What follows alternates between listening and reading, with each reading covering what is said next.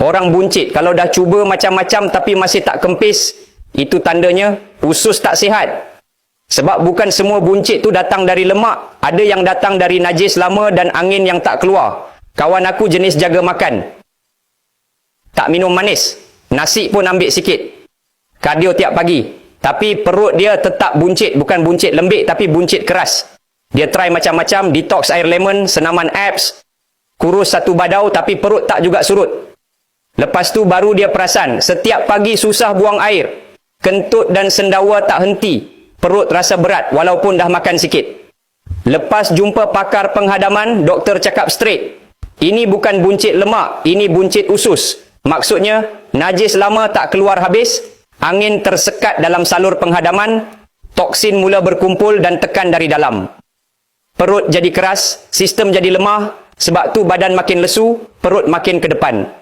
Aku terus rekomen dia cuba lendir raja, produk herba campuran akar dan herba Cina lama yang bantu, buang najis degil dan lembutkan perut keras, singkir angin lama dalam badan, bersihkan usus dan lancarkan penghadaman. Bantu perut makin kempis dari dalam, bukan sekadar nampak luaran.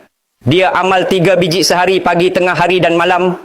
Dan aku pesan terus beli 2 botol untuk bantu flush habis-habisan dari minggu pertama. Hari ketiga dia dah rasa perut kempis sikit. Hari kelima buang air lawas sangat, tak perlu meneran. Hari ketujuh dia sendiri cakap, bro, baru aku tahu rupanya selama ni aku simpan najis 5 tahun dalam perut. Perut dia mula surut, pinggang makin longgar, dan yang paling best, badan makin ringan, tidur makin lena dan tenaga makin naik. Kalau kau tengah hadap perut buncit yang tak nak surut walaupun dah try macam-macam, itu tanda usus kau dah terlalu lama simpan najis dan angin. Jangan tunggu perut makin keras baru nak cari jalan. Flush dari dalam baru lemak boleh keluar. Try lendir raja. 3 biji je sehari. Untuk hasil cepat, aku syorkan ambil 2 botol. Usus bersih, badan pun lega. Lendir raja ni macam probiotik. Cuma ianya 3 kali lebih efisien hasilkan bakteria baik dan ianya selamat sebab herba semula jadi. Aku berani rekomen sebab lendir raja ni ada kajian universiti antarabangsa tentang khasiat kempiskan perut dan cuci usus. Ianya juga lulus ujian makmal di Iktiraf.